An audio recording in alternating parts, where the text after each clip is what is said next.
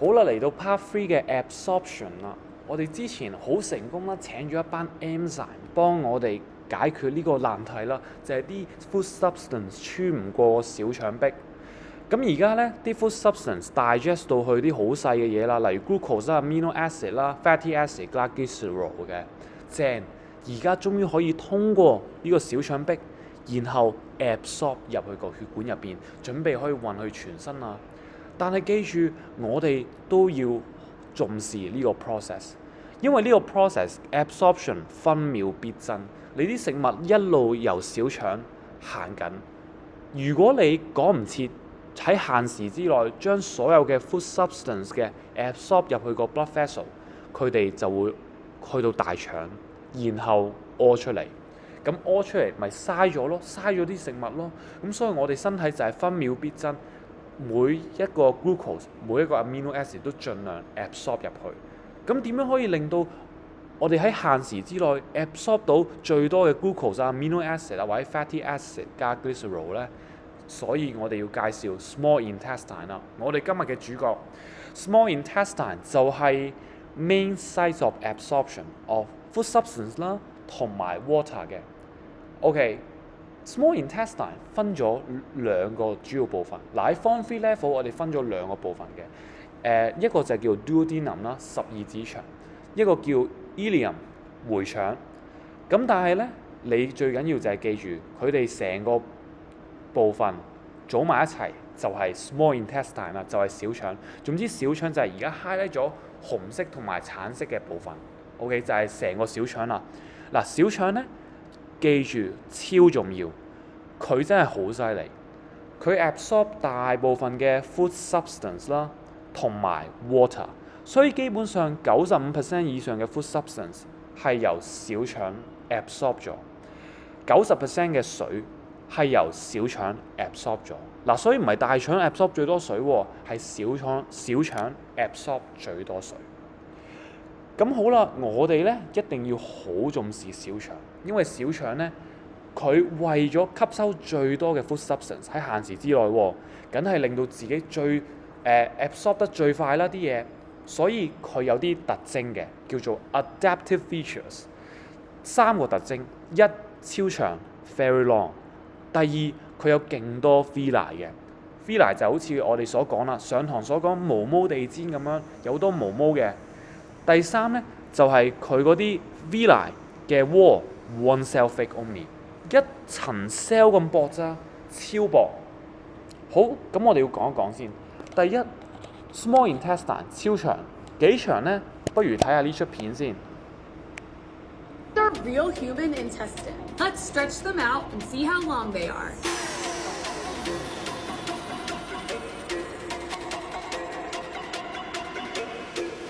As you can see, your intestines are long. Adult intestines can be nearly 30 feet long, and your small intestine is actually longer than your large intestine. It's called the small intestine because it's narrow, while the large intestine is much wider. Now you know. OK， 嗱咁所以咧，你見到啦，小腸總之一句講晒，超長，超長，係非常之長，6米咁長咁滯。咁長有個好大嘅好處喎，食物就唔會一下咚一聲咁樣出咗個小腸，行成條小腸有排啦，起碼你諗下3至8個鐘走唔甩嘅。咁所以你咁長時間可以俾你足夠時間嗱，慢慢去俾啲 enzyme 去做 complete digestion 咯，有足夠時間可以做埋 absorption。仲有第二樣嘢喎，咁長即係代表 surface area 超大，咁大嘅 surface area 可以做到好有效嘅 absorption。所以第一點必須要記住小腸超長就有兩個好處。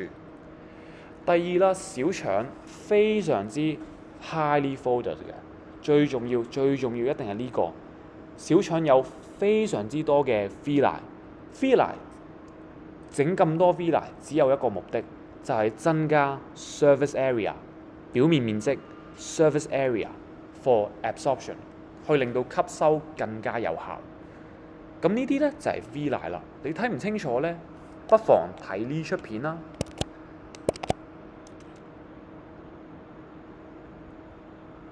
嗱，大家見唔見到啊？圖中所顯示嘅呢啲全部都係 villi 嚟嘅，全部都係呢啲 villi。嗱，見唔見好似毛毛地氈咁，好似絨毛咁樣啦？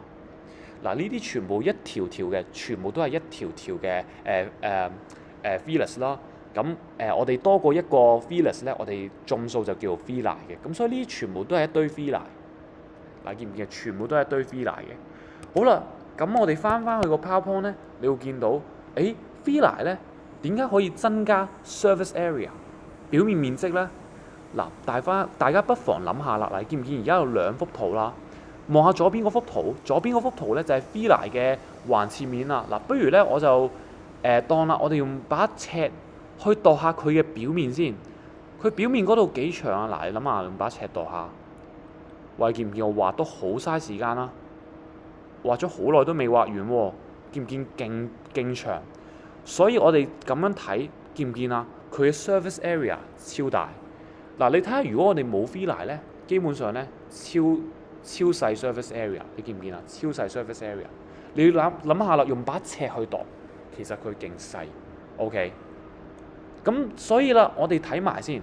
嗱，科學家可以用咧 scanning electron microscope 穿透式嘅電子顯微鏡睇到 villi 嘅 structure。嗱，呢一條條每一條咧，全部冚唪唥都係 villi 嚟嘅。見唔見？其實 villi 咧，佢就係增加緊表面面積。咁多條 villi 對比呢一個平面，大幅增加表面面積。好啦，我哋科學家咧都會用咧光學顯微鏡咧去睇切片。咁睇切片之下咧，每一個呢嚿嘢啊〜呢嚿嘢咧就係 villi。嗱，呢一嚿嘢咧，全部都係一條條嘅 villi。嗱，加埋一齊就係一大堆 villi咧，喺個顯微鏡下面咧睇到啦。嗱，所以如果佢指呢個位咧問你係咩 structure，你就要識答啦。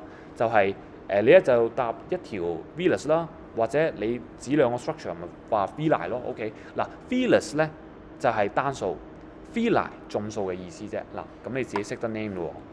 好啦。所以最終總結啦，嗱 villi 可以增加表面面積，所以你小腸入邊整勁多 villi， 大幅增加表面面積。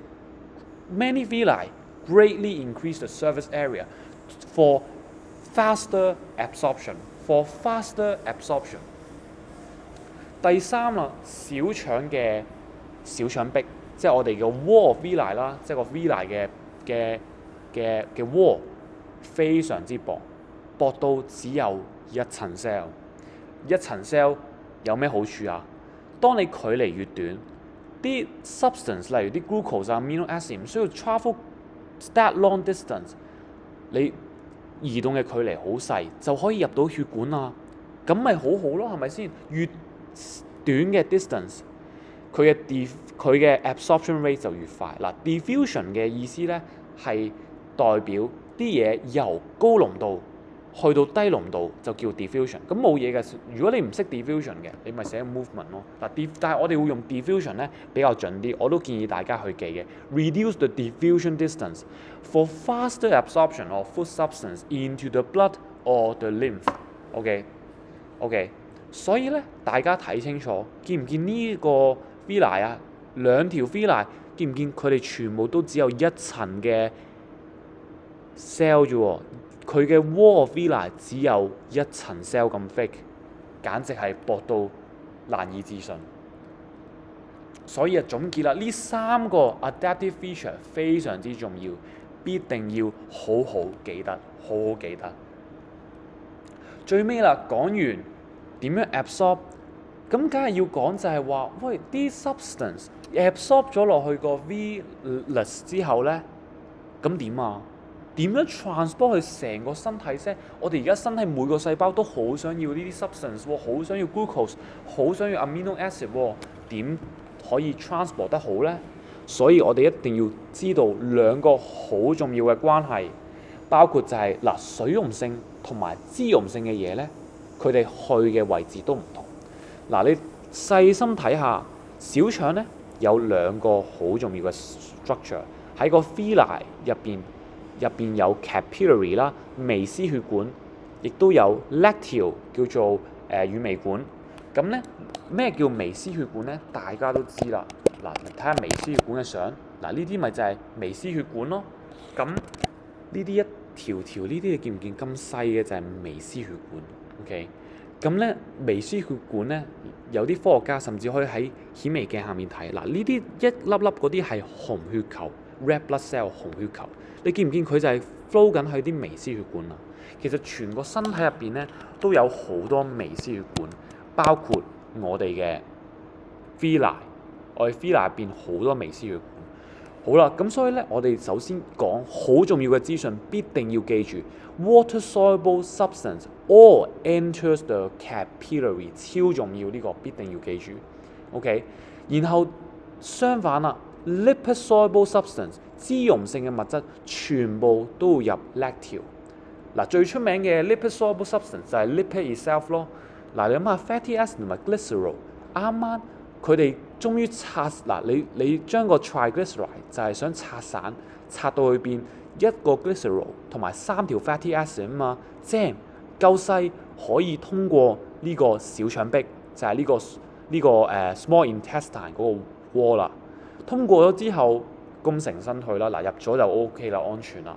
嗱，入咗之後咧，我哋身體入邊嘅 epithelial cell 啦，嗱呢啲表皮細胞啊，就會將呢個 fatty acid 同埋 glycerol又合翻埋一齊，合翻埋變成 triglyceride， 咁我哋咧就見到咧就變成一粒粒嘅油點 lipid droplets。OK，lipid droplets。然後當然啦，我哋咪講嘅 lipid-soluble substance 入 lacteal， 咁 lipid 梗係入 lacteal 啦。所以呢3樣嘢非常之重要，絕對要記得好熟。OK， 咁所以啦，而家考下大家先，幫我用而家俾大家10秒時間諗下，到底呢啲 substance 入 capillary 定係入 lacteal 咧？好，咁你而家 pause video 試下幫我做咗佢。好啦，我諗你已經做完啦，咁我哋不如揭曉答案啦。答案係咁，見唔見啊？維他命 C、glucose、amino acid、monosaccharide、water 同埋 sodium ion 嘅，全部都係 highly water soluble， 所以全部都要入微絲血管 capillaries。而咧 vitamin A 啊、vitamin D 啊、glycerol 同埋 fatty acid 全部都係 lipids 或者 lipid-soluble substance， 全部都會入 lacteal。嗱，記清楚咯喎呢個。好，下一個啦。咁入咗 lacteal 或者入咗 capillary， 正點行呢？點樣去到身體各處呢？所以而家我就會 show 嗰條路徑啦。嗱，不如大家一齊睇下條路徑。嗱，不如我哋用支清晰嘅筆，我哋由呢一刻開始畫咯。嗱，我哋講咗邊個先呢？不如講咗 capillary 先啦。嗱，我哋由呢個位開始，不如畫咗呢個先啦。嗱，當我哋由 capillary of the villi 開始，佢會點啊？其實佢哋全部都係喺 small intestine 嗰度啊嘛，所以我哋由呢度出發，首先行經呢條血管。呢條血管叫咩名呢？佢叫做肛門靜脈 （hepatic portal vein）。肛門靜脈，所以首先流經肛門靜脈1號。好啦，流過肛門靜脈之後咧，佢就入到 liver 啦。嗱，點解叫 hepatic portal vein 咧 ？hepatic 肛嘅意思 ，portal 就係呢個傳送門嘅意思，然後靜脈就係 vein 嘅意思，所以肛門靜脈 hepatic portal vein。好啦，第一個去咗會經過 hepatic portal vein 啦，然後去到 liver location 2。liver 咧做咩咧？嗱，大家有温書噶嘛，應該知道如果我哋食物入邊我哋啱啱 absorb 咗好多 glucose 啦，但係 glucose 我哋唔可以太多嘅喎喺血液入邊，如果唔係就變咗高血糖啦。所以我哋嘅 liver 就會趕住將嗰啲 glucose 全部砌埋一齊，變成好長鏈嘅可能成1萬個 glucose 連埋嘅 glycogen 肝糖，然後儲喺個肝臟嗰度啊嘛。嗱，大家應該記得嘅係啦，咁所以 liver 就會趕住做呢個 function 喎。仲有第二個 function 係咩咧 ？liver 可以做解毒 detoxification， 就係將啲咩咧？將啲有毒嘅 substance 拆解咗，變成無毒嘅 substance。liver 亦都會做一啲咧第時會教嘅嘢，例如係將 amino acid 多餘嘅 amino acid 拆解，然後release energy 嘅。